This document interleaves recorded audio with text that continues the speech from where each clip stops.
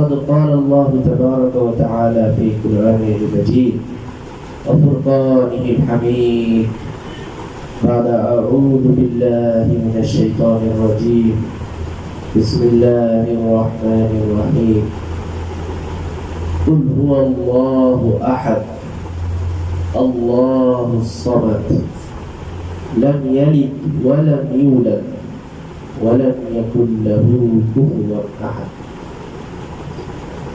وقال رسول الله صلى الله عليه وسلم في الحديث من قال لا إله إلا الله مخلصا دخل الجنة. وقال رسول الله صلى الله عليه وسلم من أصبح معافا في جسمه وآمنا في سلبه وعنده قوت يومه فكأنما حيزت له الدنيا بحظافيرها أو كما قال عليه الصلاة والسلام. الحمد لله ভাইরা, আল্লাহ তাআলার বহুত বড় মেহেরবানি যে আল্লাহ তাআলা আমাদেরকে এখানে কোরআনের মহব্বতে জমা করেছেন। কোরআনের সম্পর্কের কারণে আল্লাহ তাআলা আমাদেরকে এখানে জমা করেছেন। আমরা সবাই এখানে একত্রিত হয়েছি একমাত্র কোরআনের ভালোবাসা। আর কোরআন আমাদের পথ প্রদর্শক, কোরআন আমাদের দিক নির্দেশক, কোরআন আমাদের পৃথিবী, দুনিয়া এবং আখিরাতে কিভাবে আমাদের জীবন পরিচালনা করতে হবে সেটার দিক নির্দেশক হলো কোরআন। আর সেই কোরআনের মহব্বতে আমরা এখানে একত্রিত হতে পারছি, আলহামদুলিল্লাহ। হযরত ইমাম শাফিঈ রাহমাতুল্লাহ আলাইহি বলেন, যে ব্যক্তি দুনিয়া চায় তার জন্য কোরআন অবতারিত, আর যে ব্যক্তি আখিরাত চায় তার জন্য কোরআন অবতারিত। কেউ যদি দুনিয়া অর্জন করতে চায় তো কোরআনের মাধ্যমে সে সব থেকে বড় দুনিয়া অর্জন করতে পারবে। আবার যদি কেউ আখিরাত কামাই করতে চায় সে কোরআনের মাধ্যমেই আখিরাতকে কামাই করতে পারবে। আবার যে ব্যক্তি উভয়টাকে চায়, ওমান আরাদাহুমা ফাআলাইহি বিল কুরআনি আইদান, যে ব্যক্তি এই দুইটাকেই চায়, দুনিয়াকেও চায় আখিরাতকেও চায়, সে ব্যক্তির জন্য অবধারিত হলো কোরআন। কোরআন ছাড়া আমরা মুসলমান জাতি বিশেষভাবে সারা পৃথিবীর সকল মানুষ কোরআন ছাড়া মুক্তি নাই, নাজাত নাই। এই জন্য সেই কোরআনের মহব্বতে আমরা এখানে একত্রিত হয়েছি। মাসিক আমরা এখানে একত্রিত হই প্রতি মাসে। আর এখানে আমরা কোরআনের থেকে সরাসরি কিছু দিক নির্দেশনা শোনার জন্য, কোরআনের থেকে সরাসরি আল্লাহ তাআলার কিছু বাণী শোনার জন্য আমরা এখানে বসি। যদি আমরা আরব জাতি হইতাম, আমাদের ভাষা যদি আরব হইতো, আরবি হইতো, তাহলে আমরা এত সুন্দরভাবে কোরআন বুঝতে পারতাম যেভাবে পূর্বের যুগের লোকেরাও বুঝতো।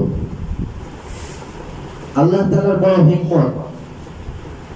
আমাদের দুর্ভাগ্য না বা আমরা দুর্ভাগা না যে আমরা কেন আরবি শিখি নাই বা আরবি পারি না, বা আল্লাহ তাআলা কেন আমাদেরকে আরবি বংশোদ্ভূত মানুষের মধ্যে থেকে জন্ম দেন নাই। আপনাদের কি কথায় আওয়াজের সমস্যা হচ্ছে? তাহলে শোনা দিই। তো এই জন্য আমাদের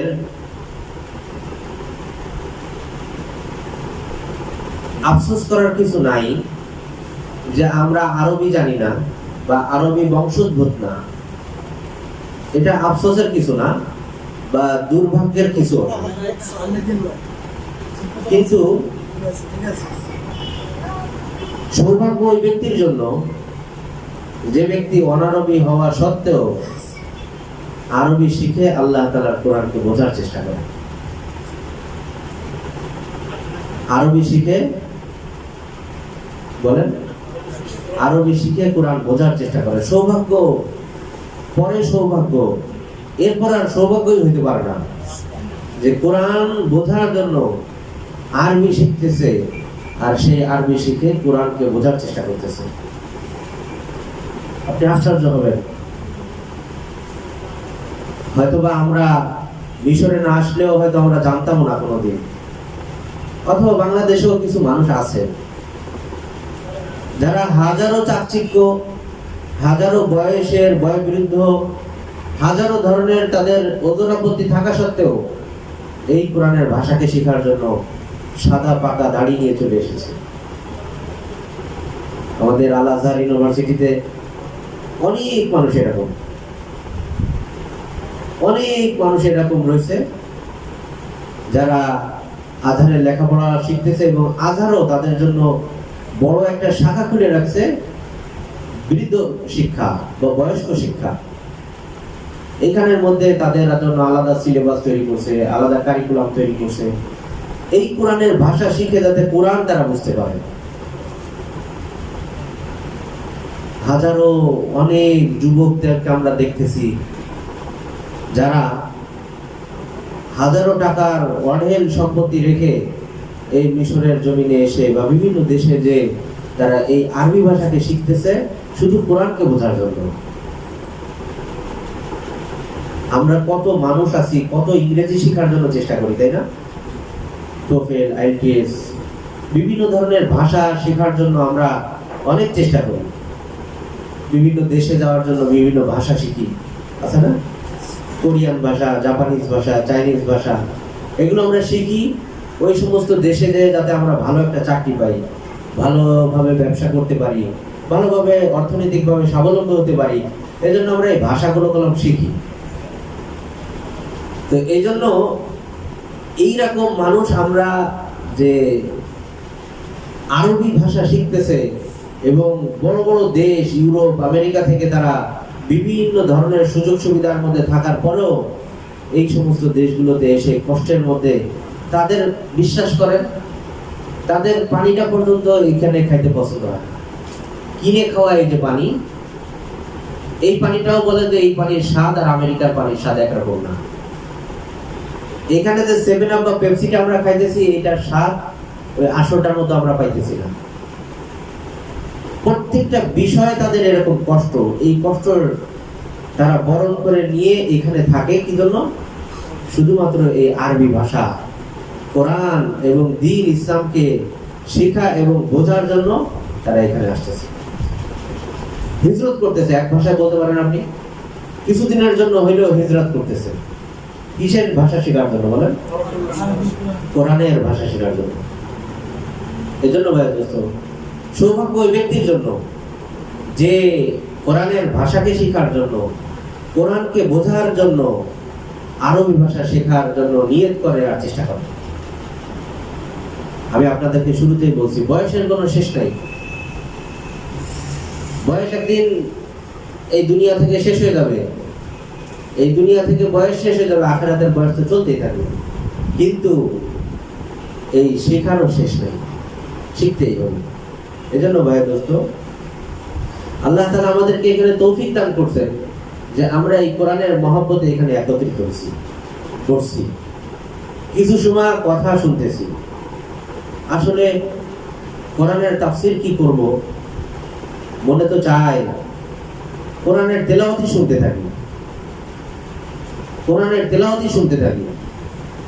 আমি তাফসীর করব, এটা আমার ভাষায় আপনি বুঝবেন। আর কোরআনের তেলাওয়াত সরাসরি আল্লাহ তাআলার ভাষায় আপনি শুনবেন, সরাসরি আল্লাহ তাআলার ভাষায় আপনি শুনতেছেন কোরআনের তেলাওয়াত। তারপরে আমরা তাফসীর পড়ি, তাফসীর শুনি কেন?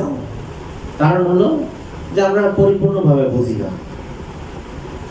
তারপরেও আমার কাছে মনে হয় যে কোরআন যদি কেউ তাদাব্বুরের সাথে শোনে এবং ওইভাবে কেউ তেলাওয়াত করে, না বোঝার পরেও তার অন্তরের মধ্যে এত প্রতিক্রিয়া তৈরি হবে যেটা তাফসীর শোনার মাধ্যমে হয়তো নাও হতে পারে। বুঝতেছেন আমার কথা?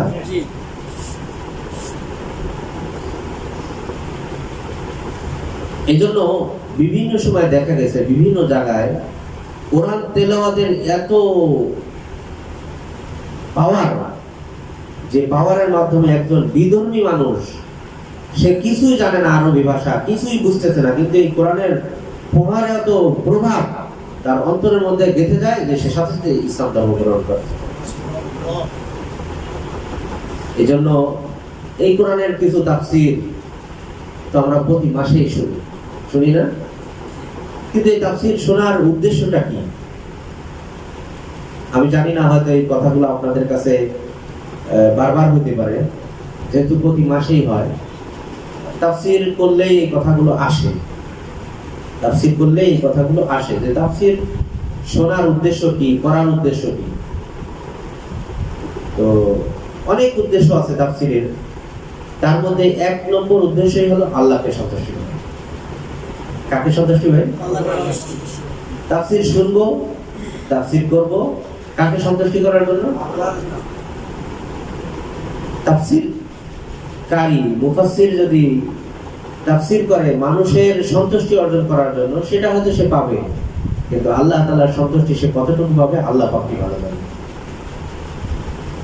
আবার তাফসীর যারা শুনতেছে, শ্রবণকারী, তারা যদি এই কথা চিন্তা করে যে মুফাসসির সাহেব কত সুন্দর করে তাফসীর করতে পারে সুর দিয়ে এবং এইগুলো দিয়ে, সেগুলো হয়তো সে ভালোই পাবে মুফাসসিরের কাছ থেকে, কিন্তু আল্লাহ সন্তুষ্টি কতটুকু হবে আল্লাহ পাকই ভালো জানেন। এই জন্য ভাই তাফসীর আমরা শুনবো। আপনাদের প্রত্যেক মাসে তাফসীর হয়, প্রত্যেক মাসে। যে দেখেন আপনারা কষ্ট করে আসছেন কলম এখানে, হয়তো আপনাদের প্রত্যেকেরই কিছু টুকটাক কাজ আছে। এই তাফসীর শোনাটা যাতে আল্লাহ তাআলার জন্য হয়। কার জন্য ভাই? এই জন্য আমাদের নিয়তটা ঠিক থাকতে হবে যে তাফসীর শুনতেছি যার কাছ থেকেই শুনতেছি, এবং যেভাবেই বলতেছে না কেন আমি আল্লাহর সন্তুষ্টির জন্য বলতেছি। আপনি এখানে বসে থাকবেন, সন্তুষ্টি হবে কার? আল্লাহ। এখানে কোনো ভাইয়ের, এখানে বক্তার, এখানে মুফাসসিরের, এইগুলো সন্তুষ্টি হোক বা না হোক, আল্লাহর সন্তুষ্টি হয়ে গেলে আপনার জন্য যথেষ্ট। এক নম্বর উদ্দেশ্য কি ভাই? আল্লাহর সন্তুষ্টি। দুই নম্বর উদ্দেশ্য আমাদের তাফসীরের হওয়া দরকার জীবনের পরিবর্তন। জীবনের পরিবর্তন, পুরো একটা ইউটার্ন। আপনি কায়রোতে যাচ্ছেন, ইউটার্নে ঢুকে গেলেন, কোথায় চলে যাবেন? আবার ব্যাক করে আসেন মিনামাদানে চলে যাবেন, ইসমাইলিয়া চলে যাবেন, ফোর্ট সাইডে চলে যাবেন। তো আমাদের এই কোরআনের তাফসীরের প্রত্যেকটা তাফসীরের অনুষ্ঠান যাতে আমার জীবনের ইউটার্ন হয়ে যায়, ভালো থেকে মন্দ, মন্দর দিক থেকে ভালো না, ভালোর দিক থেকে, খারাপের দিক থেকে ভালোর দিক যাতে আমি যেতে পারি, মন্দর দিক থেকে যাতে ভালোর দিকে আমি ইউটার্ন করতে পারি। জীবনের পরিবর্তন, বুঝতেছেন আমার কথা ভাই? জীবনের পরিবর্তন হওয়া চাই কোরআনের তাফসীরের মাহফিলে।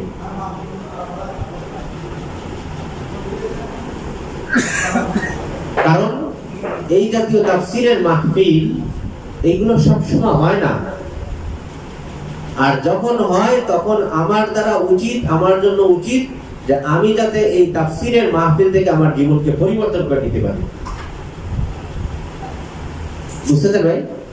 যে কোনো একটা বিষয়ে সামগ্রিকভাবে যদি আমার জীবন পরিবর্তন নাও হয়, কমসে কম আমাকে যাতে কোনো একটা বিষয়ের মধ্যে হলেও আমার আমলের পরিবর্তন হয়, আমার জীবনের রুটিন যাতে পরিবর্তন হয়, খারাপের থেকে যাতে ভালোর দিকে আমার রুটিন পরিবর্তন হয়ে যায়, এই নিয়তে তাফসীর শোনা, এই নিয়তে তাফসীরের মজলিসে আসা।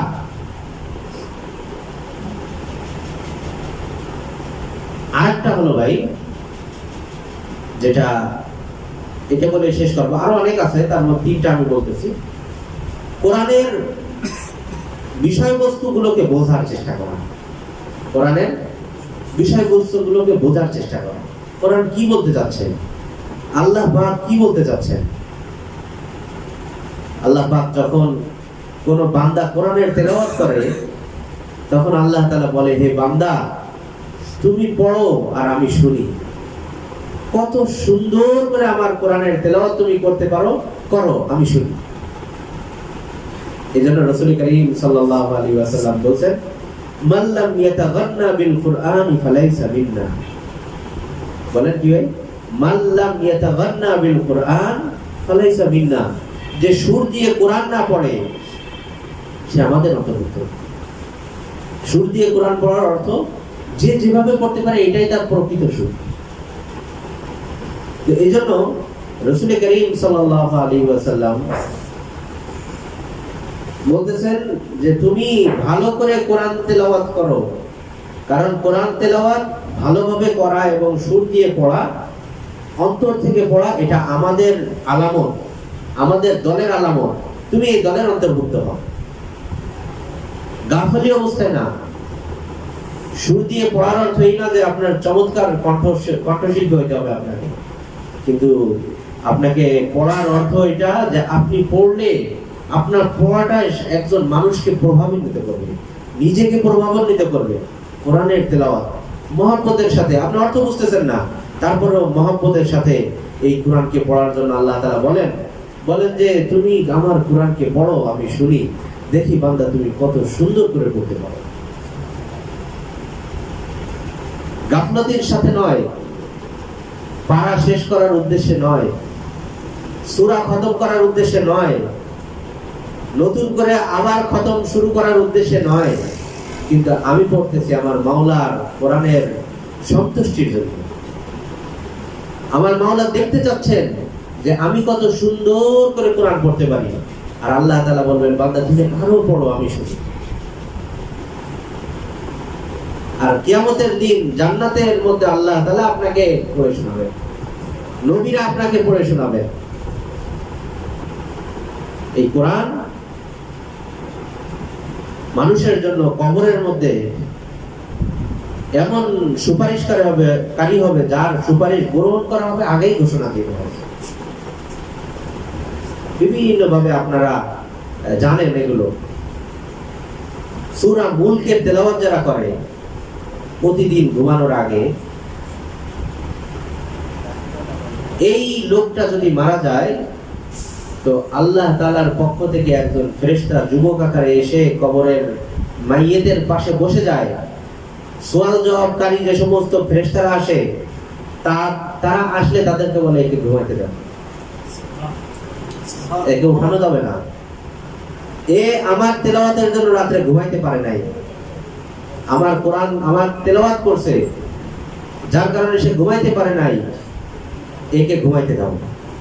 কি জিজ্ঞেস করার আমাকে বলো। ফেরেশতা অন্য ফেরেশতাদের উত্তর দিবে। এই জন্য ভাই দোস্ত, কোরআন আমাদের জীবনের হাতিয়ার হওয়ার দরকার, কোরআন আমাদের জীবনের সঙ্গী হওয়ার দরকার। আমরা মনে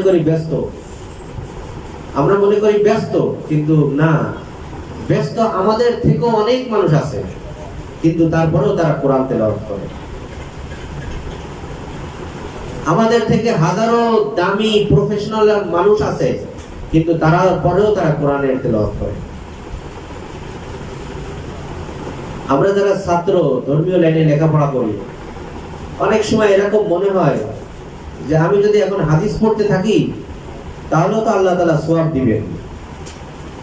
তো অনেক সময় দেখা যায় গাফলতি এসে যায় যে এটাও সওয়াবের কাজ, এটাও সওয়াবের কাজ, এটা পড়ার থেকে এটা কোনটা প্রাধান্য দিবেন? দুইটাই ভালো কাজ, দুইটাই সওয়াবের কাজ।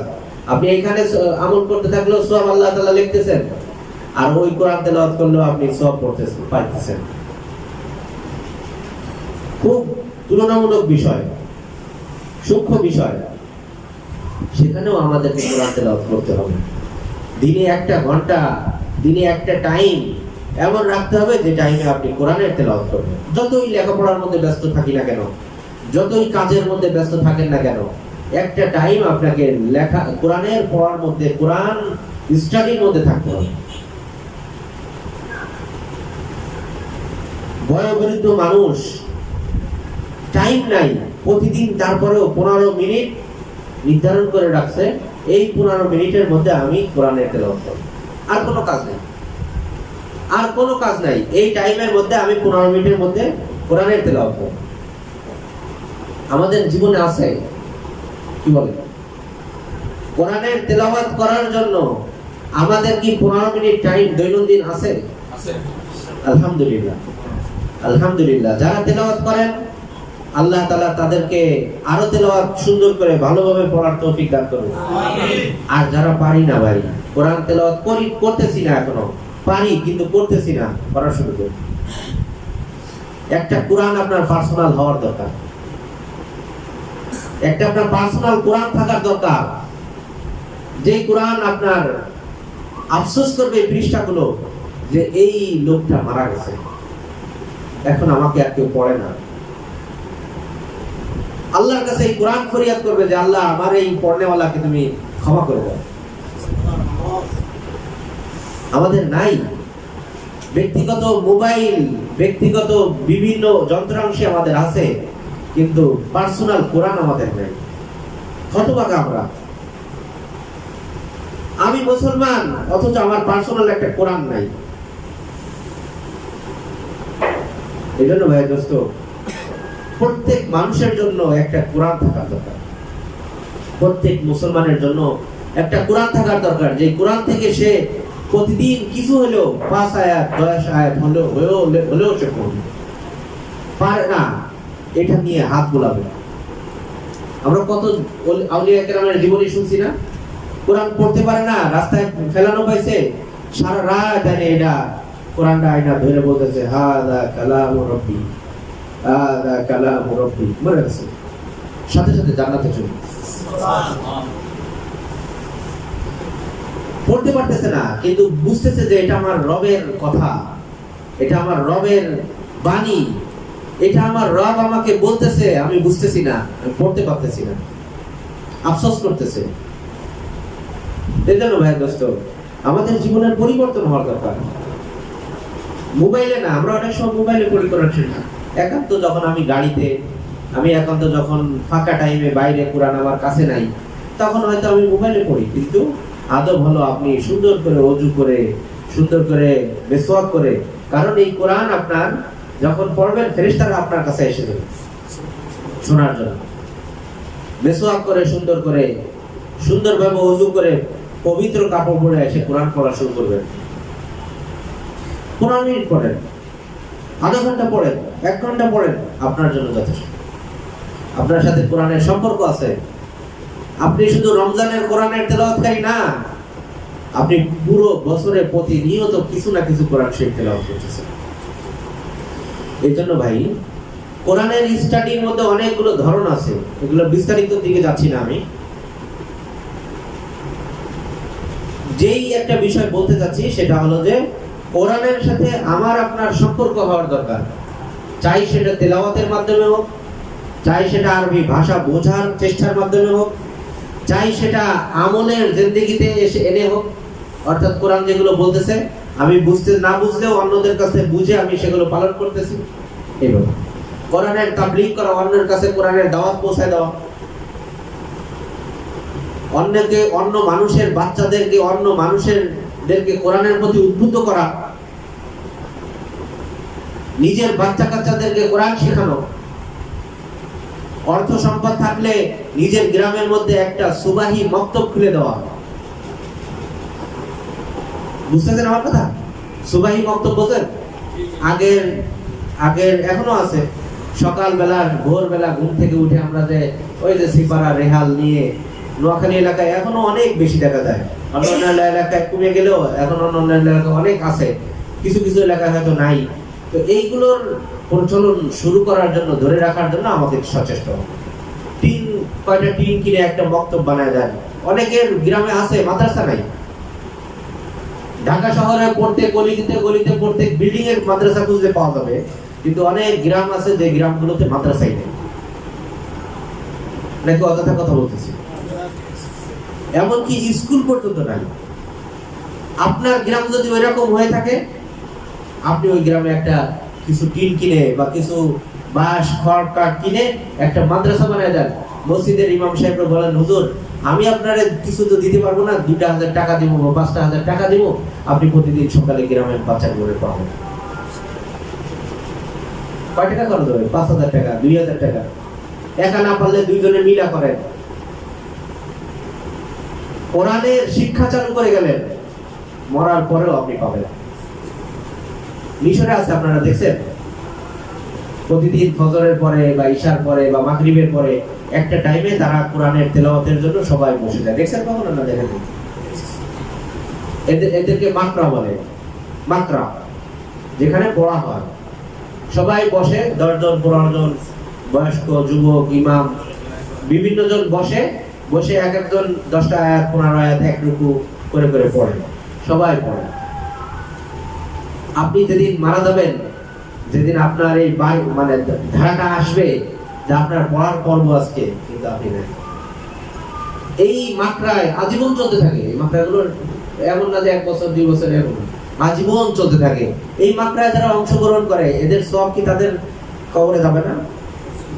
আপনি যদি একটা মাদ্রাসা ছোট করে প্রতিষ্ঠা করতে দেন, একদম ছোট করে, কয়টা বললাম তো, স্বাভাবিকভাবে কয়েকটা টিম নিয়ে একটা মাদ্রাসা বানায় দেন, দিয়ে ইমাম সাহেবরা বলেন, হুজুর আপনি একটু এখানে পড়ান,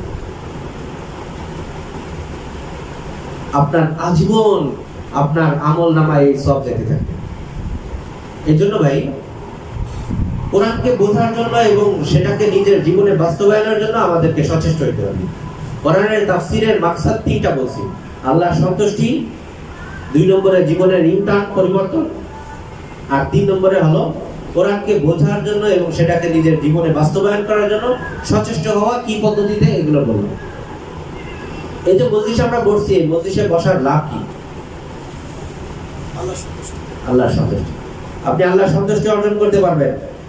নবী মুহাম্মদ রাসূলুল্লাহ সাল্লাল্লাহু আলাইহি ওয়াসাল্লাম হাদিসের মধ্যে বলেন, মাশতামা কওমুন ফি বাইতিন মিন বুয়ুতিল্লাহ ইয়াতলুনা কিতাবাল্লাহ ওয়া ইয়াতাদারাসুনা বাইনাহুম ইল্লা নাযালাত আলাইহিমুস সাকিনা ওয়া গাশিয়াতুহুমুর রাহমা ওয়া হাফফাতুহুমুল মালায়েকা ওয়া যাকারাহুমুল্লাহু ফি মান ইনদা।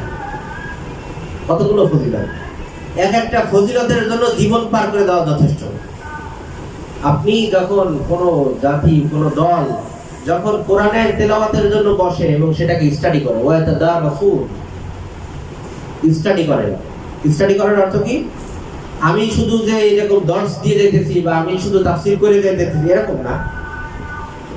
আপনি একটা বিষয় বুঝতেছেন এই আয়াতের থেকে, সেটা আপনি বর্ণনা করবেন, অন্যরা সবাই শুনবে।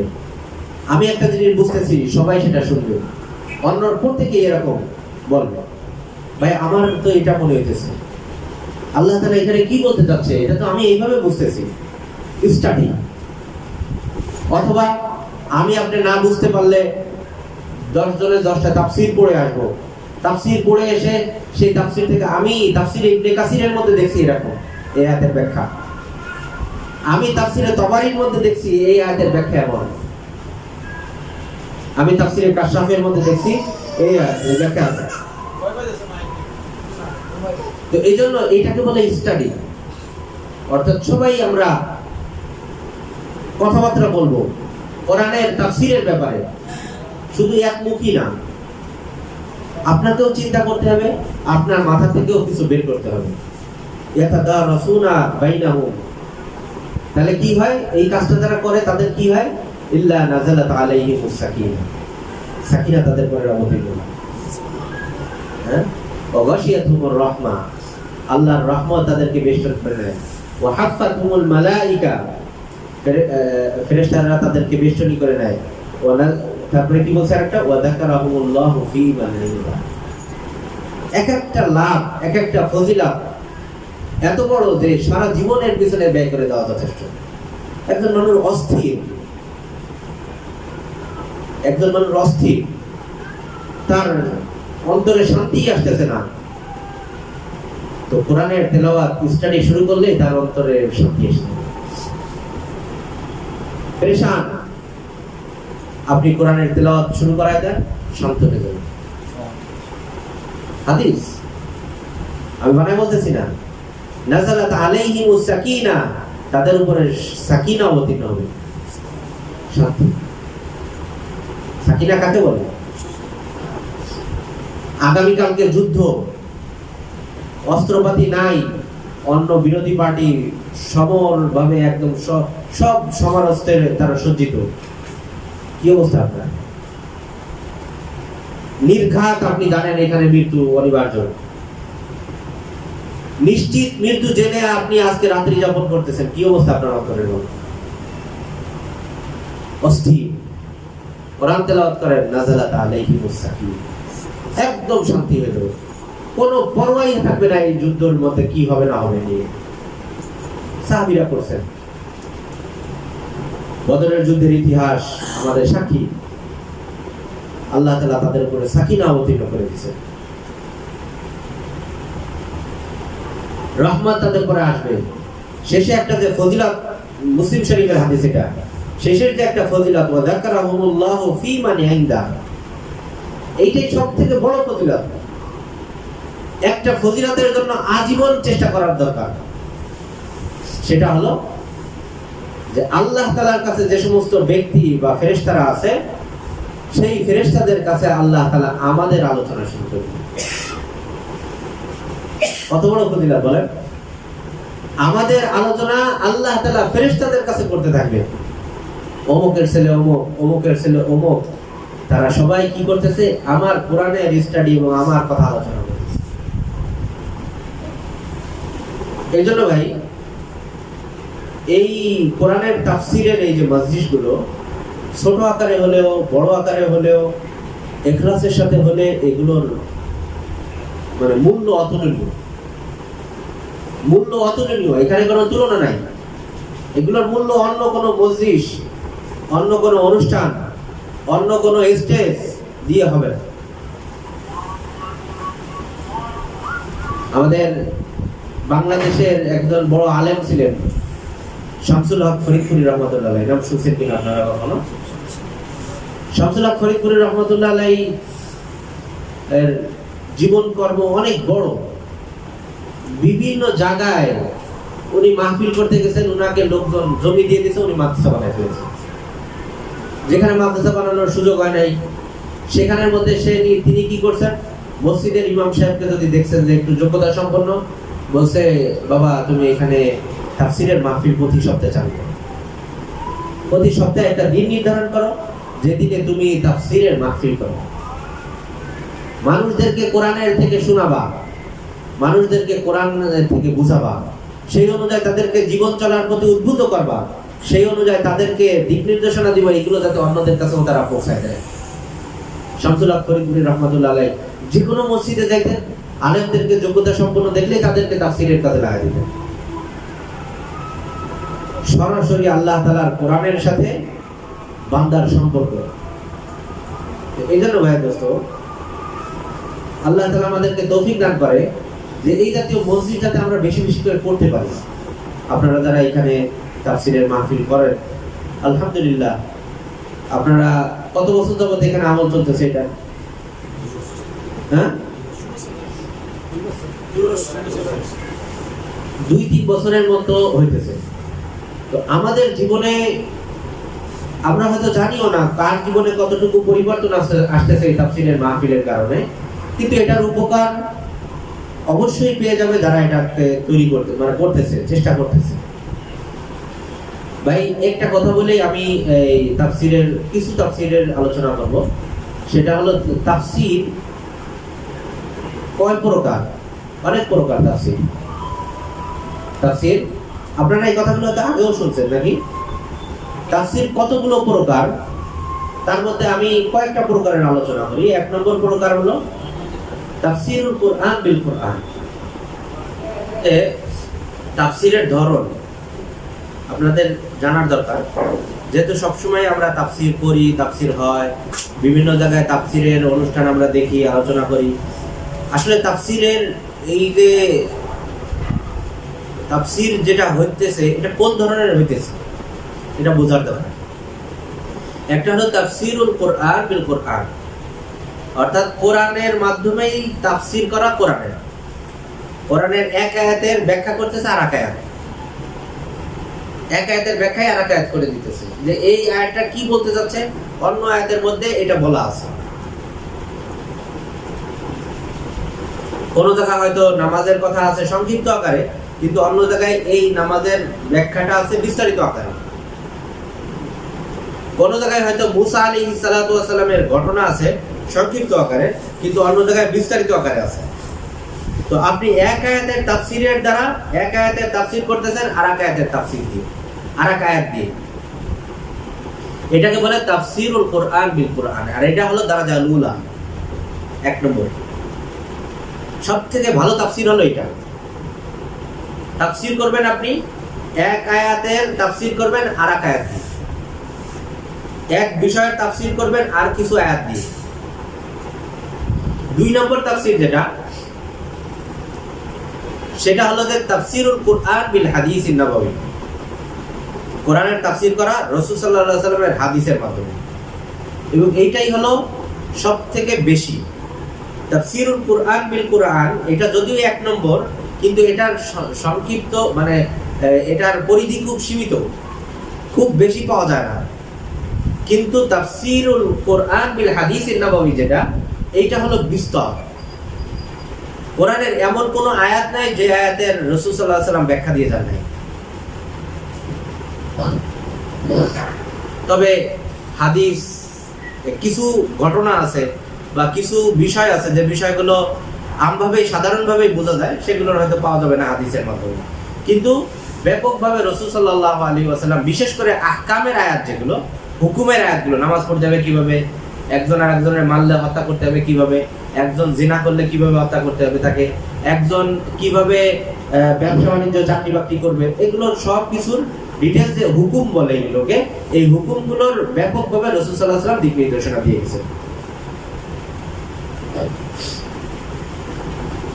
2 নম্বর এটা, এবং এইটাই হলো সবথেকে বেশি ব্যাপক এবং প্রচলন বেশি। আমি প্রচলন বর্তমানের কথা বলতেছি না, কিন্তু পূর্ববর্তী মুফাসসিরিনে কেরাম যারা বলেন, তারা সবাই এই হাদিস দিয়ে ব্যাখ্যা করছে। 3 নম্বর যেটা হলো, সেটা হলো আর তাফসিরুল কোরআন বিল আসার। আসার বলতে সাহাবীদের কথা, তাবেঈদের কথা, তাবেঈদের কথা, এদের কথা দিয়ে কোরআনের তাফসিরের ব্যাখ্যা করা, কোরআনের ব্যাখ্যা করা। এই দুইটাকে মিলায়া 2 নম্বর এবং 3 নম্বরকে মিলায়া চতুর্থ আরেকটা নম্বর, সেটা হলো যে হাদিস এবং আসার দুইটাকে মিলায়া কোরআনের আয়াতের তাফসীর। বেশিরভাগ তাফসীরগুলো এই পদ্ধতিতে, চতুর্থ নম্বর পদ্ধতিতেই লেখা। দ্বিতীয় এবং তৃতীয় পদ্ধতিতে আছে সংক্ষিপ্ত। তো এজন্য এই যে 4টা পদ্ধতির তাফসীর, এর বাইরে যে তাফসীরগুলো আছে, এর বাইরে কলম অনেক তাফসীর আছে, বুঝতেছেন আমার কথা?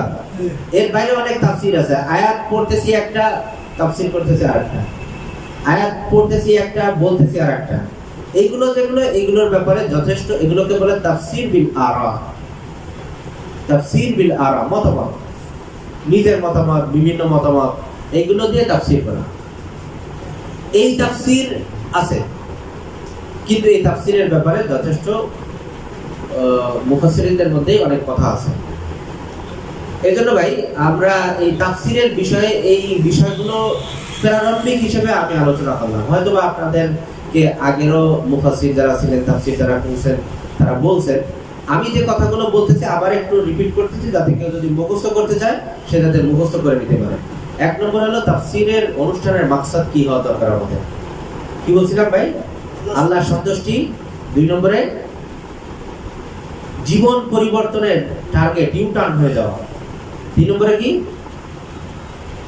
আল্লাহ তাআলার বাণীকে বোঝার চেষ্টা করা এবং সেটাকে নিজের জীবনে ফিট করা। কয়টা ভাই?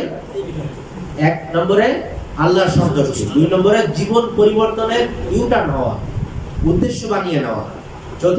3 নম্বরে হলো বলেন কোরআনের বাণী, আল্লাহর বাণীকে বোঝা এবং সেটাকে নিজের জীবনে ফিট করার চেষ্টা করা। 3টা। আর তাফসীরের ধরন 4টা বললাম, এই যারা যদি কেউ মুখস্থ করতে চান চাবেন। আমি আসলে তাফসীরের মধ্যে এখন ঢুকবো আর কি। এগুলো তাফসীরের প্রারম্ভিক আলোচনা, যেগুলো আমাদের জানা প্রত্যেকের জন্যই জরুরি। তাফসীর হইতেছে, তাফসীর করতেছি, আমি এখন তাফসীরের মধ্যে ঢুকবো। আমি আসলে সূরা কাহাফের থেকে তাফসীর দেখছিলাম। সূরা কাহাফ আপনারা পড়েন জুমার দিন নাকি পড়েন না? সবার পড়া দরকার। সূরা কাহাফ পড়া দরকার। সূরা কাহাফ অনেক বড়, ফিতনার যুগে ফিতনা থেকে আল্লাহ। একটা কথা শুনে রাখেন, যদিও আমি সূরা কাহাফের তাফসীর আজকে করব না, কিন্তু আমি বলতেছি যে সূরা কাহাফ, আমরা দাজ্জালের ফিতনার কথা শুনছি না, যেই ফিতনার কথা আল্লাহর নবী শুরু জামানা থেকে ভয় পেয়ে গেছেন, সাহাবীদেরকে ভয় দিয়ে গেছেন যে দাজ্জালের ফিতনা থেকে সাবধান থাকো, সতর্ক করে দিয়ে গেছেন। আমরাও বর্তমানে দাজ্জালের ফিতনা নিয়ে সতর্কিত, আতঙ্কিত, আশঙ্কিত যে দাজ্জাল কখন না জানি বের হয়ে যায়। সাহাবীরাই আতঙ্কিত থাকতেন, আর আমরা তো কোন শেষ জামানায় চলে আসছি। দাজ্জালের বের হওয়ার জামানা তো শেষ। দাজ্জালের ফিতনা থেকে মুক্ত থাকার জন্য সূরা কাহাফের আমলের বিকল্প নাই। দাজ্জালের ফিতনা থেকে বাঁচার জন্য সূরা কাহাফের আমলের বিকল্প নাই। সূরা কাহাফের কিছু আয়াত আছে, যে আয়াতগুলো যারা পড়ে তারা এই দাজ্জালের ফিতনার সময় ফিতনা থেকে বেঁচে থাকে। আর এমনি তাছাড়াও সূরা কাহাফের আমলটা প্রতি শুক্রবারে যারা সূরা কাহাফের আমল করে, আল্লাহ তাআলা এক সপ্তাহের গুনাহ তাদেরকে মাফ করে দেন। অনেক বড় ফজিলত না? আমি ওই জন্য, এবং কিছু কিছু শিক্ষণীয়, অনেক কিছু কিছু বলতে কি পুরাটাই শিক্ষণীয় কিছু ঘটনা আছে আমাদের, যেগুলো আমাদের দৈনন্দিন জীবনে আমাদের ফিট হওয়া চাই। দৈনন্দিন আমাদের জীবনে এই ঘটনাগুলোর পুনরাবৃত্তি হওয়া চাই, এগুলো আমাদের ফিট হওয়া চাই, এগুলোকে শিক্ষা নিয়ে আমাদের জীবনে আনার দরকার। কিন্তু আমি এরপরেও তাফসীর দেখেও সেখান থেকে সরে আসছি। কি জন্য? যেহেতু আগে, অনেক আগে হয়তো আমি এই অনুষ্ঠান শুরু হওয়ার একদম শুরুর দিকে, হয়তো 2-2.5 বছর আগে একবার এখানে তাফসীরের মনে অনুষ্ঠানে ছিলাম, আসছিলাম অনেক আগে, মানে শুরুর দিকে একদম। তো তখন করছিলাম, আবার আজকে আসছি। তো চিন্তা করছি যে পরবর্তীতেও যদি কোনোদিন এরকম তাফসীরের এখানে সুযোগ হয়, তাহলে আমি আমার নিজের একটা পদ্ধতি, একটা নীতি বানাইনি, যে নীতিতে আমি চলবো। সেটা যেদিনই হোক না কেন, 1 বছর পরে হোক, 2 বছর পরে হোক, সেই নীতিটা হলো যে আমাদের দৈনন্দিন আমরা যে সূরাগুলো জানি, এই সূরাগুলো তাফসীর হওয়া। বুঝতেছেন কথা আমার? যেগুলো আমরা জানি, মানে অর্থাৎ মুখস্থ আছে, কোরআন নামাজের মধ্যে পড়তেছি, এই সূরাগুলো যাতে আমরা হুবহু ভালো করে বুঝতে পারি, এবং এই অনুযায়ী যাতে আমাদের এগুলোর মধ্যে স্বাভাবিকভাবে কোনো কিস্সা কাহিনীও নাই এবং কোনো আহকামও নাই। আল্লাহ তাআলার ওয়াহদানিয়াত বলেন, আল্লাহ তাআলার বিভিন্ন নিদর্শনের কথা বলেন, এইগুলো আছে। তো এই কোরআনের সূরার এই আয়াতগুলো আমি যেই ছোট ছোট সূরা, যেগুলো ছোট সূরা, সেগারে সূরা যেগুলো, এইগুলোর তাফসীর করার জন্য আমি ইনশাআল্লাহ নীতি বানাইছি, এবং সেইটার অনুযায়ী আমি চলব। বড় বড় ঘটনা বলে অনেক টাইম বলা যাবে, কিন্তু ঘটনা হয়তো বলবে ইউসুফ আলাইহিস সালামের ঘটনা, মুসা আলাইহিস সালামের ঘটনা। আসলে এই ঘটনাগুলো আল্লাহ তাআলা আমাদেরকে তাফসীরের মাধ্যমে আমরা কেন শুনি জানেন? মুসা আলাইহিস সালামের ঘটনা শুনলে আমার লাভ কি এখন? ফিরাউনের ঘটনা শুনলে আমার লাভ কি এখন? নমরুদের ঘটনা যদি আমরা শুনি আমাদের লাভ কি? কারুনের ঘটনা যদি আমরা শুনি আমরা লাভ কি? সংক্ষেপে 5 মিনিটের মধ্যে এই কথাটা বলি যে দেখেন, আমরা নবী মুহাম্মদুর রাসূলুল্লাহ সাল্লাল্লাহু আলাইহি ওয়াসাল্লামের উম্মত। আল্লাহ তাআলা এই পৃথিবীতে শুরুর ইতিহাস থেকে একদম বর্ণনা করেছেন। কানাতিস সামাওয়াতু রাতকান ফাফাতাকনা, যে আসমান জমিন বৃষ্টি বর্ষণ করতো না, কিন্তু আমি এই আসমান জমিন আস্তে আস্তে বৃষ্টি বর্ষণের উপযুক্ত করছি। লম্বা মুফাসসিরিন একরামরা লম্বা ব্যাখ্যা দিয়েছেন এখানে, কিভাবে এই আসমান আর জমিন সৃষ্টি হইলো, আর কিভাবে এই বৃষ্টির পন্থা শুরু হইলো, এই সব কিছু আল্লাহ তাআলা বর্ণনা করছেন।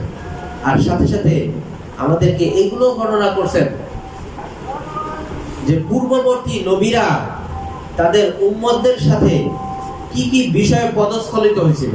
আগের যুগের নবীদের উম্মতরা এক একজন 900 বছর 900 বছর জীবন পাইতেন, 1000 বছর জীবন পাইতেন, তাই না? তাদের জীবনের পরিধি বা হায়াতের পরিধি ছিল অনেক লম্বা। 200 বছর 250 বছর যদি ভুলের পরে কাটায় চলে গেছে, তারপরে যদি ঠিক মতো এসে যায়, তাও অনেক বছর আমল করতে পারছে। আমাদের জীবন সংক্ষিপ্ত, 60 বছর, 70 বছর, 50 বছর। বর্তমানে যে পরিমাণ আকস্মিক মৃত্যুর হার বাড়ছে, আমাদের সহপাঠীরা চলে যেতেছে, আমাদের মতো যুবক চলে যেতেছে, আমার থেকে কম বয়সী মানুষ চলে যেতেছে, দেখতেছেন আপনারা আকস্মিক মৃত্যু এবং বয়সে মৃত্যু, এগুলো যেভাবে হইতেছে কে কখন চলে যাবে কোনো ঠিক নাই। কিন্তু আমাদের এই জীবনের মধ্যে এই মুসা আলাইহিস সালাতু ওয়াস সালামের ঘটনা, ঈসা আলাইহিস সালাতু ওয়াস সালামের ঘটনা, ইউসুফ আলাইহিস সালাতু ওয়াস সালামের ঘটনা, এগুলো কেন বর্ণনা করতেছে? প্রত্যেকটা ঘটনার পিছনে একটা উদ্দেশ্য আছে। কারুনের ঘটনা আল্লাহ তাআলা আমাদেরকে কেন বলতেছে? বলতেছে এই জন্য যে মুহাম্মাদের উম্মত, আমার হাবিবের উম্মত, তোমরা ভালো করে শুনে রাখো। কারুন যেভাবে অর্থনৈতিকভাবে ধস নামছে, তারপরে অর্থনৈতিকভাবে সে পদস্খলিত হয়েছে, আল্লাহ তাআলার হুকুম সে অর্থের মধ্যে বাস্তবায়ন করতে পারে নাই, তোমরা মুহাম্মাদের উম্মত হয়ে রাখো।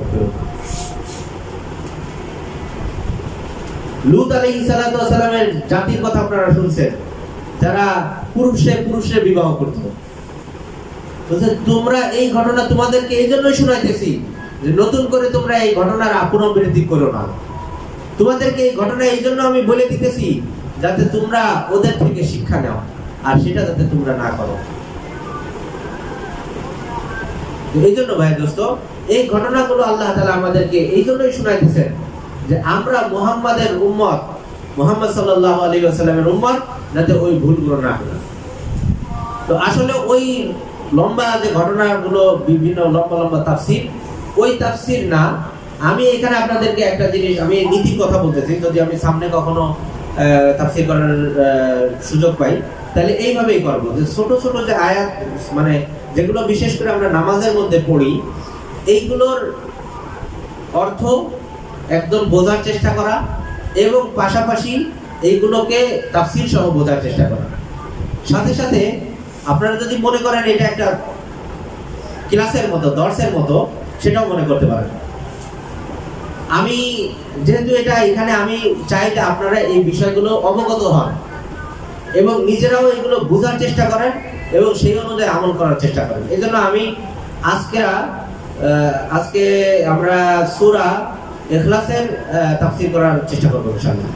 অল্পের মধ্যেই শেষ করবো, যেহেতু এখানে অনেক লম্বা ঘটনা নাই।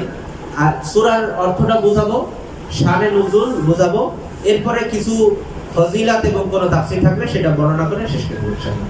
অল্প টাইমের মধ্যে শেষ করবো ইনশাআল্লাহ। এক নম্বরেই ভাই সূরা ইখলাস, সবাই তো আমরা জানি কোন সূরা? কুল সূরা বলি আমরা অনেকে।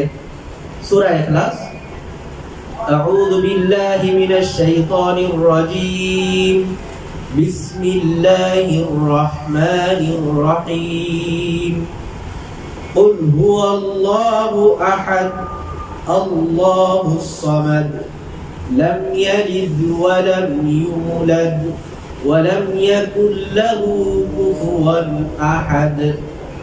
সাদাকাল্লাহুল আযীম। এই সূরাটা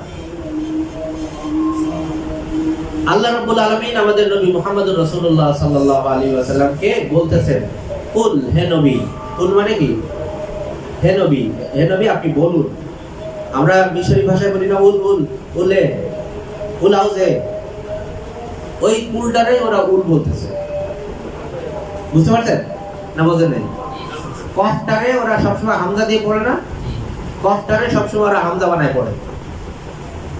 তো এটা হলো এই যে মিশর এবং এই ডেল্টা এরিয়া, যেটাকে বলে ডেল্টা এরিয়া, মিশরের যে ডেল্টা এরিয়াটা আছে সেটার মধ্যে এই ভাষাটা বেশি। ডেল্টা এরিয়া বলতে এই যে আলেকজান্দ্রিয়া, তারপরে তন্ত, কোরসাইট, তারপরে আপনার বানহা, কালিউব, এই এরিয়াগুলোকে, অর্থাৎ কায়রোর পর থেকে যে এরিয়াগুলো উত্তর দিকে, উত্তর সাইডে, এই এরিয়াগুলোকে ডেল্টা এরিয়া বলে। এই ডেল্টা এরিয়ার মানুষরা এরকম বলে, কফরে হামজা করে, ঠিক আছে? আউল্লাহকে, বাউল্লাহকে এইভাবে তারা বলে। কিন্তু সাইদের যে এলাকার মানুষ, সাইদ এলাকা, আসওয়ান, লুক্সর, তারপরে মিনিয়া, এই এলাকার মানুষরা কি বলে মোশাররফ ভাই? হ্যাঁ, কফরে কি বলে? কফরে এরা যেমন হামজা করে পরিবর্তন করে বলে, ওরা কফরে গয়ন বানায় পড়ে। বল, বহুল্লাহকে কথা এও কলাম বহুল্লাহকে এ বলতেছে, ও বলতেছে বহুল্লাহকে।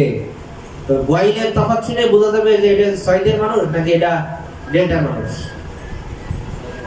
তো আমি শুধু একটু আপনাদেরকে বুঝা দেওয়ার জন্য, যেহেতু আপনারা মিশরে আছেন, আরবি ভাষা বোঝেন, এই জন্যই। তো কুল হে নবী আপনি বলুন, হুয়া সে আল্লাহু আহাদ, সেই আল্লাহ এক। সে আল্লাহ কি? এক। আল্লাহু সামাদ, যে আল্লাহ তিনি হলো কি? বেনিয়াজ, অমুখাপেক্ষী। স্বাভাবিক প্রশ্ন আসে, একা হইলে আবার তো মানুষের প্রয়োজন পড়ে। সামাজিক ভাবে আমরা থাকতে গেলেও দেখি যে একা একা যারা চলে তাদের জীবন কষ্ট হয়ে যায়, সামাজিক ভাবে যারা থাকে তাদের জীবন সহজ, তাই না ভাই? আপনি চাল উৎপাদন করতে পারতেছেন না, আর একজন পেঁয়াজ উৎপাদন করতে পারতেছে না, কিন্তু আপনি পেঁয়াজ উৎপাদন করতে পারতেছেন আর একজন চাল উৎপাদন করতে পারতেছেন। দুইজনে এটা ভাগাভাগি করে নিলে সামাজিক ভাবে আমরা সহজ জীবন, তাই না? আপনি পোশাক বানাইতে পারতেছেন আর একজন মনে করেন বেড বানাইতে পারতেছে না, তো সে বেড আপনি পোশাক বানাইতে পারতেছেন, সে বেড বানাইতেছে, আপনারা তাবাদুল করে নিতেছেন, পরিবর্তন করে নিতেছেন। তো সামাজিক জীবনের মধ্যে মানুষের সহজ হয়, একজন আর একজনের প্রতি মানুষ মুখাপেক্ষী, মানুষ সামাজিক জীব। আমরা বলি না সবসময় মানুষ সামাজিক জীব, কোনো প্রয়োজন না থাকলেও আপনি মানুষ ছাড়া মানুষ বাঁচতে পারবে না, এটা মানুষের প্রকৃতি, আল্লাহ তাআলা এইভাবেই বানাইছেন। তো এইখানে প্রশ্ন আসে যে একা একা আল্লাহ, কুল হুয়াল্লাহু আহাদ, প্রশ্ন আসে না যে তাহলে সে চলে কেমনে? তার কি কিছুর দরকার হয় না? তার কি কিছুর প্রয়োজন পড়ে না? আল্লাহ তাআলা উত্তর দিয়ে দিতেছেন, আল্লাহুস সামাদ, মুখাপেক্ষী, অমুখাপেক্ষী, কোনো কিছুর দরকার নাই তার, একদম কোনো কিছুর দরকার নেই। এরপরে বলতেছে তাইলে সে তার যদি একাই থাকে তাহলে তার ঘটনা কি, বিষয় কি আসলে? বলতেছে লাম ইয়ালিদ ওয়া লাম ইউলাদ, পরিবার পরিজন নাই, ওয়া লাম ইয়াকুল লাহু কুফুয়ান আহাদ, কেউ তার সমকক্ষ না। লাম ইয়ালিদ কেউকে সে জীবন দেন না, অর্থাৎ জন্মদান করেন না, জন্মদান করেন না। ওয়ালাম ইউলাদ, এবং তাকেও কেউ জন্ম দেয় নাই। ওয়ালাম ইয়াকুল লাহু কুফুয়ান আহাদ, কুফুয়ান মানে একদম সম, একরকম। আমরা বলি না বিবাহর কুফু, বলি নাকি বলি না? নাকি আপনারা টের পান না এইসব? নাকি বিয়ে শাদী করেন নাই? কুফু বলে, কুফু বলে, কুফু মেলে নাই। আগের যুগের মুরব্বীদের কাছে যায় জিজ্ঞেস করে দেন, আমরা তো মাশাআল্লাহ এখন আর এগুলো তারতম্য করি না, পরে 2 দিন পরেই তালাক হয়ে যায়, 2 দিন পরে কি হয়ে যায়? আল্লাহ সবাইকে হেফাজত করুন, আমিন। ওই যে কুফু মিলায় বিবাহ না, কুফু মানে হলো মিলায় বিবাহ করা, অর্থাৎ আপনি যে ধরনের মানুষ সেই ধরনের কিছু ধারা আছে কুফুর, ওই কুফুগুলো মিলায়া বিবাহ করবেন। তো এই জন্য এই সমকক্ষ, আল্লাহ তাআলার সমকক্ষ কেউ নেই। আচ্ছা, এটার অর্থ আমি আরো চাইছিলাম যে আরো 2-3 বার বলবো যাতে আপনাদের কাছে ক্লিয়ার হয়ে যায়, কিন্তু সময় স্বল্পতার জন্য একবারেই যথেষ্ট মনে করতেছি। এই কোরআনের এই সূরা, যে এই সূরার শানে নুজুল শুনছেন না আপনারা আগে? হ্যাঁ, শানে নুজুল কি? শানে নুজুল হলো কি কারণে এই আয়াতটা অবতীর্ণ হয়েছে, কি কারণে এই সূরাটা অবতীর্ণ হয়েছে। প্রত্যেকটা সূরা বা প্রত্যেকটা আয়াত অবতীর্ণের একটা প্রেক্ষাপট থাকতো, সেই প্রেক্ষাপটে এই সূরাগুলো অবতীর্ণ হইত। প্রতিটা সূরার জন্য, প্রতিটা আয়াতের জন্য এমন জরুরি না, অনেকগুলো আয়াত একসাথে হইতে পারে, অনেক একটা সূরাও একসাথে হইতে পারে, আবার প্রত্যেকটার সাথেই যে থাকা জরুরি এরকমও কিছু না। এই শানে নুজুলের ব্যাপারে অনেক কথা আছে। পুরো শানে নুজুল বিষয়টাই হলো হাদিসের দ্বারা কিছু কিছু প্রমাণিত এবং বেশিগুলোই হলো ইজতিহাদের মাধ্যমে বর্ণিত। অর্থাৎ রাসূল সাল্লাল্লাহু আলাইহি ওয়াসাল্লামের কোন হাদিসের মধ্যে বর্ণনা আছে যে কেউ এরকম জিজ্ঞাসা করছে, তারপরে এই আয়াতটা অবতীর্ণ হয়েছে, এটার কারণে এটা হইতে পারে, কিন্তু এইটার কারণেই যে এটা অবতীর্ণ হয়েছে এরকম জরুরি না। কিন্তু বেশিরভাগ মুফাসসিরিনে কেরামরাই বলেন যে এটার প্রেক্ষাপট এটা। এই ঘটনা না হইলে কোরআনের এই আয়াত অবতীর্ণ হইতো না, বিষয়টা এরকম না। যে কোনো একটা কারণে অবতীর্ণ হবে, এটাকে প্রেক্ষাপট বানায় অবতীর্ণ হয়ে গেছে। কথা বুঝে আসতেছে ভাই আপনাদের? তো এই শানে নুজুল, এই সূরা ইখলাসের শানে নুজুলটা কি? রাসূল সাল্লাল্লাহু আলাইহি ওয়াসাল্লামের কাছে এক মুশরিক বা কিছু মুশরিক এসে বর্ণনা করছে, হে আল্লাহর নবী আপনি বলেন যে আল্লাহর নসব বর্ণনা করেন, অর্থাৎ আল্লাহর বংশ পরস্পর বর্ণনা করেন। কি বলছে? আল্লাহর বাপকে, আল্লাহর মাকে, নাউজুবিল্লাহ নাউজুবিল্লাহ বলেন সবাই, এইটা বলেন আমাদেরকে। তাদের ব্রেন সেই অনুযায়ী তাদের প্রশ্ন। তো আল্লাহর নবী মুহাম্মদ রাসূলুল্লাহ সাল্লাল্লাহু আলাইহি ওয়াসাল্লাম এই সূরাটা পড়ে শোনাচ্ছেন। দেখো আল্লাহর বংশ পরস্পরের ব্যাপারে এই সূরা, কুল হুয়াল্লাহু আহাদ আল্লাহুস সামাদ লাম ইয়ালিদ ওয়া লাম ইউলাদ ওয়া লাম ইয়াকুল লাহু কুফুয়ান আহাদ। ক্লিয়ার না ভাই? মুশরিকরা এসে প্রশ্ন করলো, কোন বর্ণনায় আছে যে মুশরিকরা, আবার কোন বর্ণনায় আছে কোন বেদুইন মানুষ এসে জিজ্ঞাসা করছে যে আল্লাহর বংশ পরস্পর কি, এটা বলেন। তখন রাসূল সাল্লাল্লাহু আলাইহি ওয়াসাল্লাম এটা বর্ণনা করে দিয়েছে। এটার ব্যাপারে অনেক কথা আছে, যাই হোক আমি ওদিকে যাচ্ছি না। সংক্ষিপ্ত আকারে এখানে কিছু ফজিলত, সূরা ইখলাসের ফজিলত আপনারা সবাই জানেন। যেটা আমি দ্বিতীয় নম্বরে বলছিলাম যে আমাদের টার্গেট হওয়ার দরকার যে তাফসীরের মাহফিলের মাকসাদ তাগয়িরুল হায়াত, তাগয়িরু নামাতিল হায়াত, মানে জীবনের রুটিনকে পরিবর্তন করে নেওয়া। সেই জন্য এই কথাগুলো আমি এখানে পড়তেছি, ফজিলত। এবং কোরআনের সূরার অনেক ফজিলত আছে যে ফজিলতগুলো আসলে প্রমাণিত না, কিন্তু কিছু কিছু সূরা আছে যে সূরাগুলোর ফজিলত আবার পরিপূর্ণরূপে একদম বিশুদ্ধ বর্ণনায় প্রমাণিত। তার মধ্যে এই সূরা ইখলাস একটা। সূরা ইখলাসের ব্যাপারে আসছে রাসূল সাল্লাল্লাহু আলাইহি ওয়াসাল্লাম এক লোককে এক জামাতের সাথে আমির বানায় পাঠাইছিল।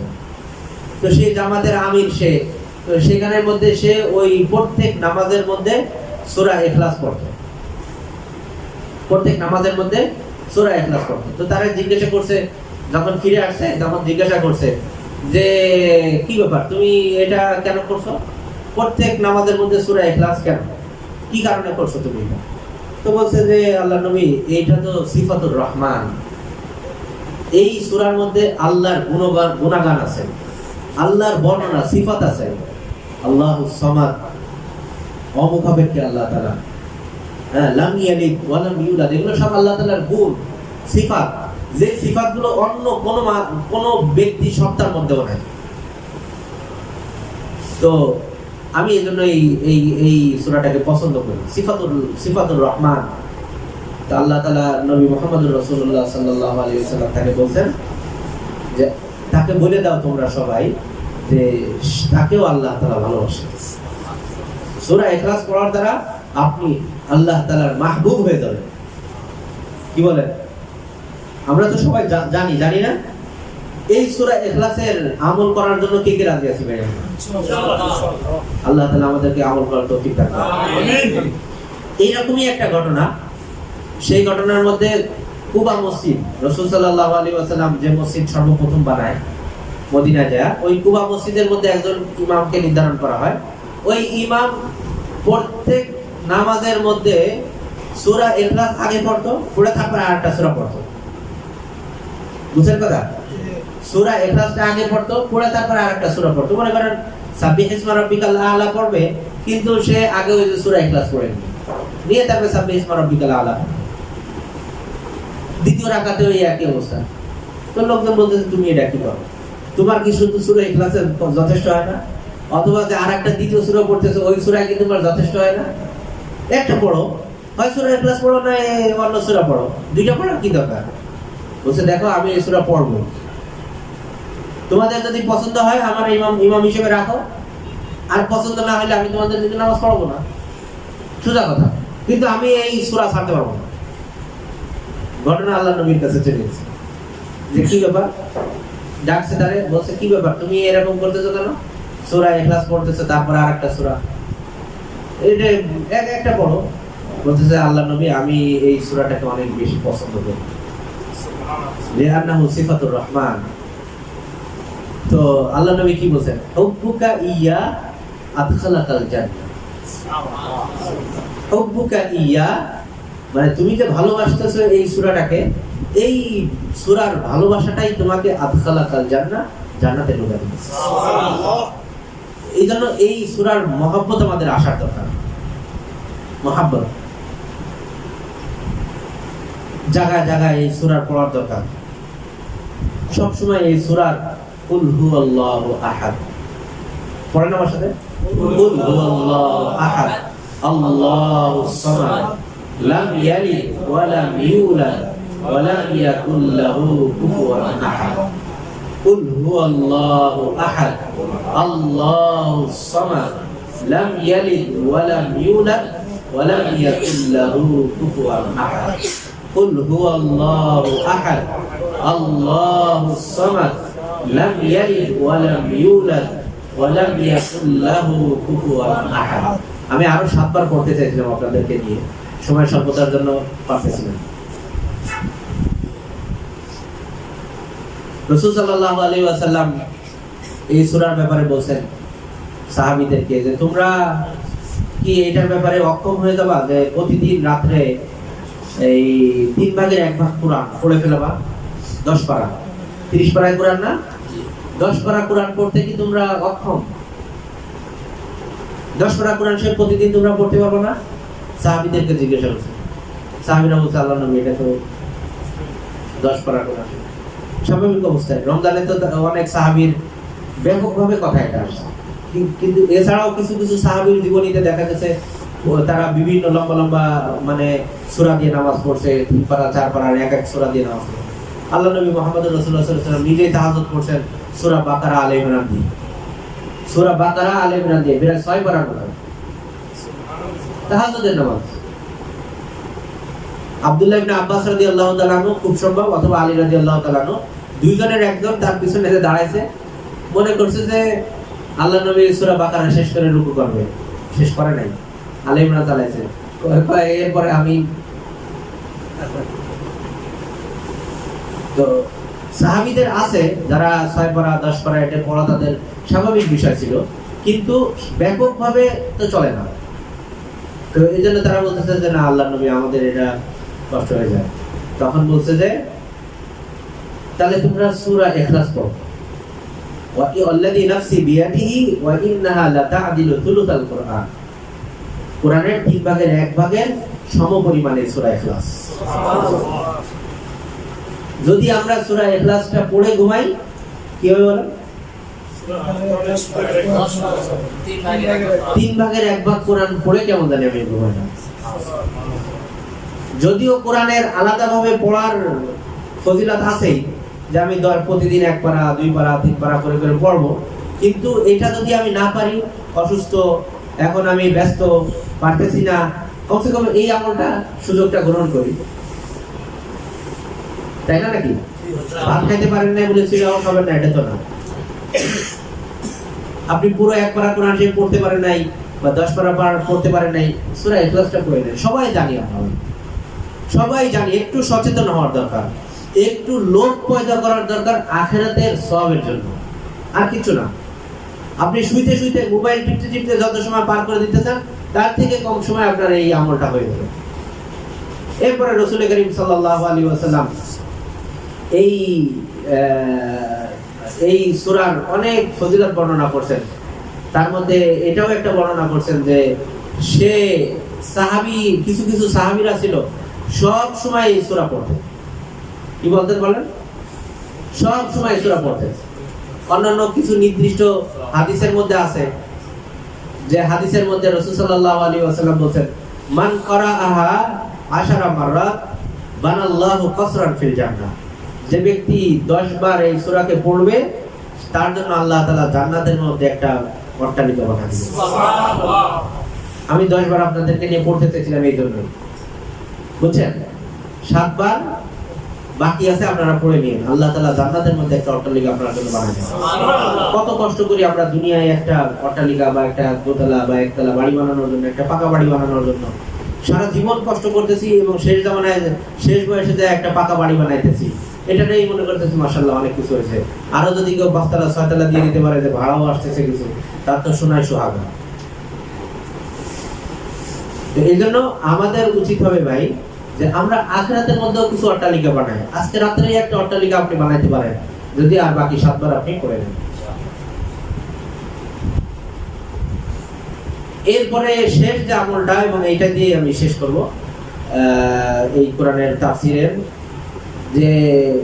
যে ব্যক্তি ঘুমানোর সময়, রাসূল সাল্লাল্লাহু আলাইহি ওয়াসাল্লাম হাদিসের মধ্যে বলেন, মান আরাদা আইয়ানামা আলা ফিরাশিহি ফানামা আলা ইয়ামিনিহি ফাকরা সূরাতুল ইখলাস, কুল হুয়াল্লাহু আহাদ আল্লাহুস সামাদ লাম ইয়ালিদ ওয়া লাম ইউলাদ ওয়া লাম ইয়াকুল লাহু কুফুয়ান আহাদ। আল্লাহ তাআলা তাকে কি বলবেন? বলবে যে আমার যে ডান পাশ আছে, এই ডান পাশে জান্নাতে তুমি প্রবেশ করো। সুবহানাল্লাহ। এইজন্য আরো এছাড়াও অনেক আমল এই সূরা ইখলাসের আছে, যে আমরা যদি তিন কুল বলে বা 4 কুল বলে, 4 কুল বা 3 কুল, অর্থাৎ কুল ইয়া আইয়ুহাল কাফিরুন, কুল হুয়াল্লাহু আহাদ, তারপরে কুল আউযু বিরাব্বিল ফালাক, কুল আউযু বিরাব্বিন নাস, এই 4 সূরা পড়ে যদি কেউ ঘুমায় তো সমস্ত বিপদ আপদ থেকে হেফাজতে থাকে। সুবহানাল্লাহ। এই জন্য ভাই আমরা এই আমলগুলো করার চেষ্টা করি। করা যাবে না ইনশাআল্লাহ? আল্লাহ তাআলা আমাদের সবাইকে আমল করার তৌফিক দান করেন। আমিন। শেষে আমি একটা হাদিস আপনাদেরকে শোনাইতে চাই, সেই হাদিসটা যদি আপনারা শুনেন। ইনশাআল্লাহ হযরত আব্দুল্লাহ ইবনে আমর ইবনে আল-আস রাদিয়াল্লাহু তাআলা আনহু থেকে বর্ণিত, রাসূল সাল্লাল্লাহু আলাইহি ওয়াসাল্লাম বলেন, আরবাউন ইযা কুননা ফীকা, আরবাউন ইযা কুননা ফীকা লা ইয়াদুররান্নাকা মা ফাতাকা মিনাদ দুনিয়া, সিদকু হাদিসিন, হিফযু আমানাতিন, হুসনু খালিকাতিন, আর ৪র্থ নম্বর যেটা সেটা হলো ইফসাতু তা'মাতিন। 4টা। রাসূল সাল্লাল্লাহু আলাইহি ওয়াসাল্লাম এই হাদিসের মধ্যে বলতেছেন, যদি তোমার 4টা জিনিস বা 4টা সিফাত যদি তোমার মধ্যে এসে যায়, তাহলে দুনিয়ায় তুমি কি পাইলা আর না পাইলা এতে কোনো সমস্যা তোমার নেই। কোনো সমস্যা তোমার নেই। কেমন জানি দুনিয়ার সব ভালো জিনিস তুমি পাই গেছো। 4টা জিনিস। একটা কি? সিদকু হাদিসিন, কথা সত্য বলা। কথা সত্য বলা আমাদের এখন ন্যাচারালি হয়ে গেছে, মানে অসত্য কথা বলা। অসত্য কথা বলা, যেটা আমরা বলতে পারি চাপাবাজি, বাস্তবে নাই ওটাকে বলা, এইটা আমাদের তরক করা দরকার। তো সিদকু হাদিসিন, 1 নম্বরে কি ভাই? সিদকু হাদিসিন, কথা সত্য বলা, এবং এটা চেষ্টা করার দরকার। মুমিনের সিফাত সত্য কথা বলা, মিথ্যা কথা বলে না। হবে কথা দিয়েছেন, কথা রাখে না, সত্য কথা বলতেছেন। একজনের কাছ থেকে ঋণ নিয়েছেন, টাইম মতো তার ঋণকে পরিশোধ করেন। না দিতে পারলে তার আগে তার কাছ থেকে অনুমতি নেন, ভাই আমি বিপদের মধ্যে আছি, পারতেছি না, আপনি যদি অনুমতি দেন আমি আরো 1 সপ্তাহ পরে দিই আপনার টাকা। আপনার সাথে কোনো মানুষের কন্ট্যাক্ট আছে, সেই কন্ট্যাক্ট আপনি সত্যভাবে পুরা করেন। সিদকু হাদিসিন। 2 নম্বরে কি ভাই? হিফযু আমানাতিন, আমানাকে সংরক্ষণ করা, আমানাতকে সংরক্ষণ করা, খেয়ানত না করা। সব বিষয়ে, একটা দুইটা বিষয় না, সব বিষয়, শুধু অর্থের বিষয় না। আমরা মনে করি আমানত হয়তো শুধু অর্থের বিষয়, বিষয়টা আসলে এরকম না। আমানত সব ক্ষেত্রে। আপনি ডাক্তার, আপনার কাছে রোগী আসবে, তার শারীরিক দোষ ত্রুটি বলবে, এগুলো আপনার কাছে আমানত। আপনি এলাকার মধ্যে চেয়ারম্যান, সভাপতি, আপনার কাছে লোকজন এসে তার দুর্বলতার কথা বলবে, এগুলো আপনার কাছে আমানত। আপনি এলাকার জিম্মাদার, আপনি এলাকার বড় নেতা, বা আপনারা সবাই মানে মাতব্বর, আপনার কাছে এসে বলতেছে ভাই আমার তো বোর সাথে এরকম আছে এরকম আছে, এগুলো আপনার কাছে আমার। আর একজনের বলা যাবে না নাকি যাবে? তবে আরে ওর দেখলে কি হবে, ওর তো নিজের সংসারই ঠিক নেই, বড় মানবার সাথে ওর তো নিজের সংসারই ঠিক নেই। ওই যে আপনি আপনারে বলছেন যে আপনি পাইছেন যে খবরটা, হিফজু আমানাত, এগুলো আপনার কাছে আমানত। এক ভাই এসে বলল যে আমার তো এরকম এই সমস্যা, আপনি আরেকজনের কই দিন। সমস্যা দূর করার উদ্দেশ্যে না, ঘটনাটা সরাই দেওয়ার জন্য। একজনের স্ত্রীর সাথে আরেকজনের স্ত্রী বা আরেকজনের স্বামীর ঝামেলা, ফোন করতেছে, আপনি শুনতেছেন, ওইগুলো আরেকজনের ধরে বলে দিতেছে। হিফজু আমানাত, আমানত এটা আপনার কাছে, যা শুনছেন আরেক কান্দে বের করে দেন। যদি বের না করতে পারেন আমানত হিসেবে রেখে দেন। বুঝেন আমার কথা ভাই নাকি বোঝা যায় না? প্রত্যেকটা ক্ষেত্রে আপনার কাছে টাকা রাখছে, আপনি সেই টাকাগুলো আমানত যদি আপনি রাখতে না পারেন, যে আপনি একজনের কাছে টাকা দিয়ে গেছে আপনাকে, আপনি এই টাকা রাখতে পারতেছেন না, খরচ করতে বাধ্য, আপনি অনুমতি নিয়ে রাখেন আমানতদারের কাছে যে ভাই আমানত আপনি দিতেছেন, আমি এই টাকা খরচ করব। আপনি যখন লাগবে আপনার সাথে সাথে দিয়ে দেবেন, বলবেন আমি দিয়ে দেব। সাহাবীরা এরকম করছে। কিন্তু আমাদের টাকা দিয়ে দেবেন, পরে আমি বিপদের মধ্যে পড়বো, খরচ করে ফেলাম অভাবের খাতিরে, অথবা অন্য মানুষের বিপদের জন্য দিয়ে দেব, পরে আমি বিপদে পড়বো। এই আমানত আপনি আমাদের রাখবেন না। জানেন আপনি আমি এরকম ভাবে চলি, যদি মনে চায় রাখেন, না রে অন্য জায়গায় দেখেন। ক্লিয়ার? কিন্তু আপনার টাকা রাখবো, আর সেই টাকা আমি অন্যের কল্যাণে ব্যয় করি আর নিজের কল্যাণে ব্যয় করি, যে কোনো কারণে ব্যয় করি, এই আমানতের কোনো অর্থ নেই। কমসে কম অনুমতি নিয়ে রাখেন তার কাছ থেকে। 3 নম্বরে যেটা ভাই, সেটা হলো হুসনু খালিকাতিন, আপনার চরিত্রটা উত্তম হওয়া। চরিত্রটা কি হওয়া? উত্তম হওয়া। রাসূল সাল্লাল্লাহু আলাইহি ওয়াসাল্লাম বলেছেন যে উত্তম চরিত্রের অধিকারী মানুষ সে জান্নাতের একদম সহজে পৌঁছে যাবে। আর যারা নিকৃষ্ট চরিত্রের অধিকারী মানুষ, এই লোকরে গালি দিচ্ছে, ওই লোকরে চড়থাপড় দিচ্ছে, ওই লোকের মা বাপ তুলে দিচ্ছে গালি, এইগুলোর কারণে বলে তার যদি হাজারো আমল থাকে, কিয়ামতের দিন মিসকিন হয়ে সে উপস্থিত হবে। এই জন্য আমাদের চরিত্রটা ভালো করার দরকার ভাই। যারাই একটু বাহুবল আছে, অর্থ সম্পদ আছে, পজিশন একটু ভালো, অন্য মানুষই মনে করতে চায়, অন্য মানুষকে মানুষই মনে করতে চায় না। কেন? আফসোস করে বলতে হয় যে আমরা বাঙালি ভাইরা অন্যের গোলামি করতে রাজি, কিন্তু আমার বাঙালি সহজাতির সাথে শান্তিপূর্ণ বসবাস করতে রাজি না। কথাটা ভালো করে শুনেন। আমরা বাঙালি ভাইরা, আমিও বলতেছি, আমিও বাঙালি, অন্যের গোলামি করতে রাজি, কিন্তু নিজেরা নিজের সহপাঠী, নিজের স্বজাতির সাথে শান্তিপূর্ণ সহাবস্থান করার জন্য আমরা রাজি। আমি আমার মতো, কিন্তু আরেকজনের গোলামি করতেছি। এইখানে আসলে আমি আপনাদের মজলিসে আসলে আমার থেকে বড় কি আছে? কিন্তু আমি তো আর এক জায়গায় গোলামি করতেছি মানুষের। এইখানে আপনি সহজাতির সাথে আপনি ভালো ব্যবহারের অধিকারী হন, আপনাকে অন্য জাতি নেতা বানায় নেবে। গোলাম তো দূরের কথা, অন্য জাতি আপনাকে নেতা বানায় নেবে, শুধু নিজের সহজাতির সাথে আপনি ভালো উত্তম চরিত্রের অধিকারী হন। কথা সংক্ষেপে বলে দিলাম ভাই। আর শেষে হলো আরেকটা, সেটা হলো ইফফাতু তুআমাতি। ইফফাতু তুআমাতি, খাবারের ভালো খাবার খাওয়া, হালাল খাবার খাওয়া। অর্থাৎ রিজিক তালাশ করতেছেন, হালালটা করেন, হারামটা করেন না, হালাল রিজিক কামাই করেন।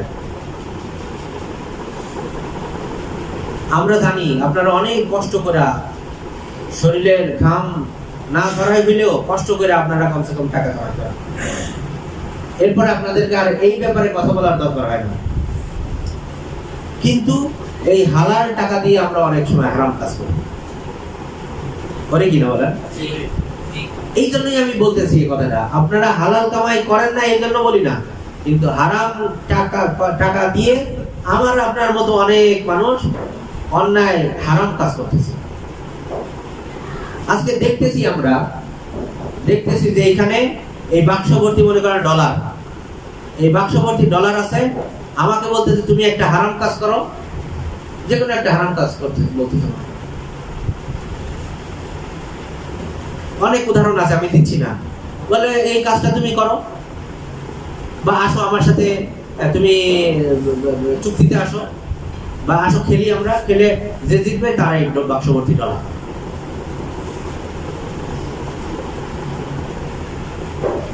কি ভাই করা যাবে? বাক্স ভর্তি ডলার করা যাবে ভাই? আপনি এই টাকা সব কামাই করলেন, এরকম বান্ডিলকে বান্ডিল আপনি কামাই করে ফেলালেন, কোনো লাভ আছে?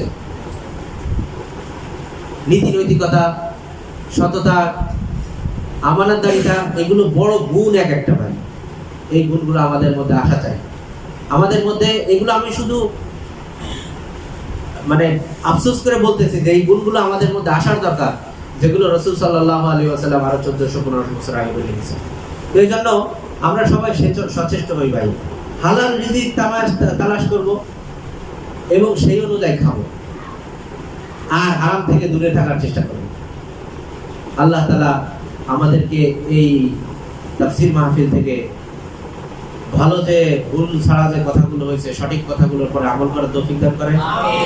আর শেষে যে হাদিসটা বলছি, এই সিফাতগুলো যাতে আমাদের মধ্যে আসে, আল্লাহ তাআলা আমাদের সবাইকে আমল করার তৌফিক দান করেন। আলহামদুলিল্লাহি রাব্বিল আলামিন।